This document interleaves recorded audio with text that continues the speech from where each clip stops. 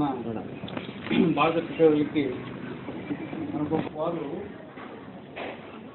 Good heart foundation ఆధ్వర్యంలో కొన్ని సహాయ సహకారాలు అంటే అభాగ్యులుగా ఉన్నటువంటి పునరావాసం లేనటువంటి వారికి చేయించేటువంటి గొప్ప వ్యక్తిగా మనం చెప్పుకోవచ్చు.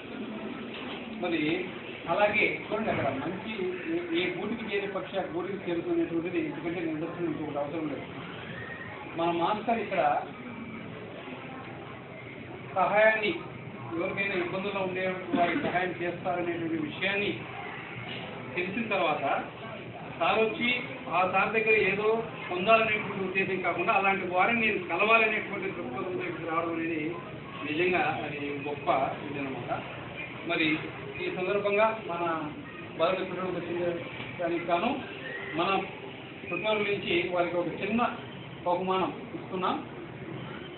ఇది వారు తీసుకోవాల్సిందిగా ప్రార్థన.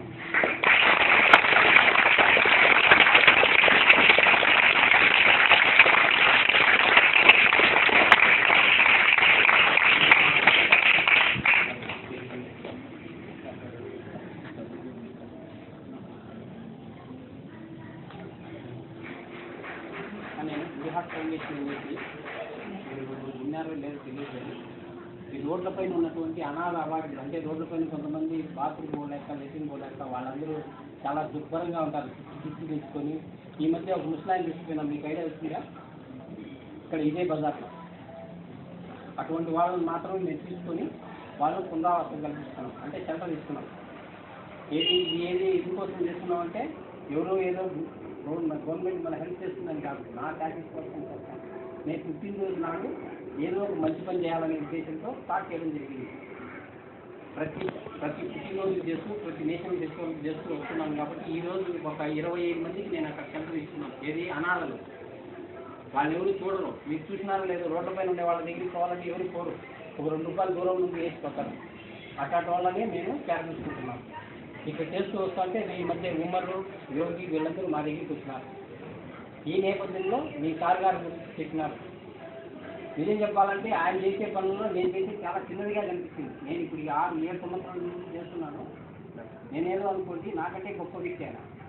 ఇంతమంది పిల్లల మనసులో ఆయన ఆరాధ్య దైవం అంటే నిజంగా అయిపోకో చేస్తున్నాను.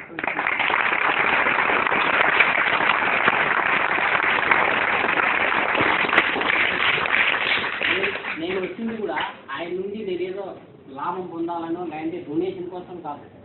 ఆయన్ను మా హోమ్కు ఆహ్వానించి మేము ఇంకా ఏదైనా తప్పులు ఉన్నా కానీ మాకు సలహాలు సూచనలు ఇస్తాడని చెప్పి మీ అందరికీ కాదు మనందరికీ గురువే కదా, ఆ ఉద్దేశంతో ఆయన్ని ఇప్పటికి మా హోమ్కు ఆహ్వానించాలని మేము కోరుకుంటాము.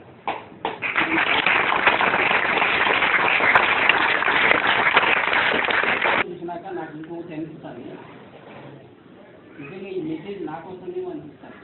నేను ఇంకా మేలుకోవాలి, ఇంకా చేయాల్సిన దండిగా ఉంది.